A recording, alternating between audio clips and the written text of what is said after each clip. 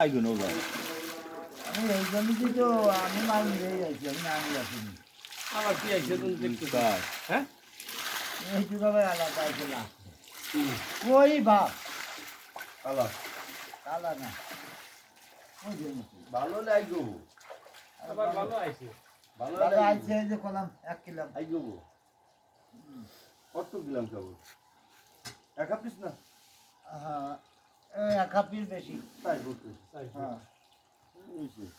সেটা হিসেবে হ্যাঁ রে